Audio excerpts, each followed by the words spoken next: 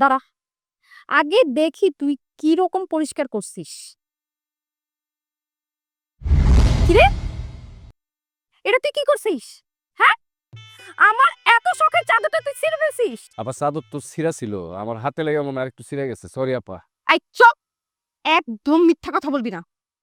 এত বড় একটা ভুল কাজ করে তুই এবার আমার সরি বলতেছিস?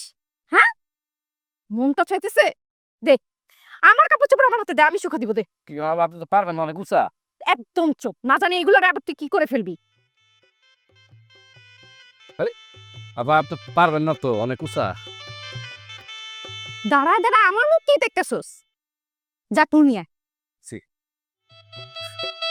কি করছে, আমার শখের চাদরটা ছিঁড়ে ফেলছে।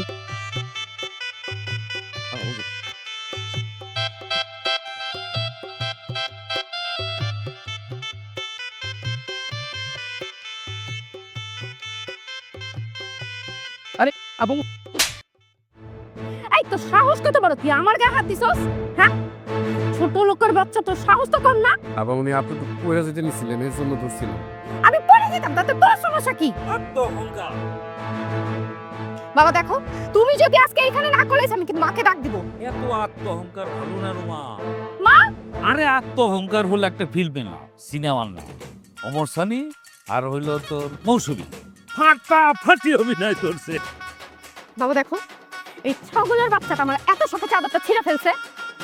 ছেঁড়া চাদরটা জোড়া দেওয়া যায় রে মা, কিংবা নতুন একটা কেনা যায়, কিন্তু কারো আঘাত যদি মন ভেঙে যায় তাহলে জোড়া দেওয়া যায় না এবং কেনাও যায় না। চাচা, আমি কিন্তু বুঝতে পারছি এটা সিনেমার ডায়লগ না, তাই না? তুই বুদ্ধিমান টাইপের বোকা লোক। এই ধরনের লোকেরা সারাদিন বোকা থাকে, দিনে দুইবার শুধু চালাক হয়ে থাকে। বেশি চালাক হয়ে উঠো না, তাহলে মা মেয়ের যন্ত্রণায় পাগল হয়ে যাবি। তোর জন্য বাবা আমাকে বকা দিয়ে গেল, মন চাইতেছে তোর পিটানো ফাটা ফেলি।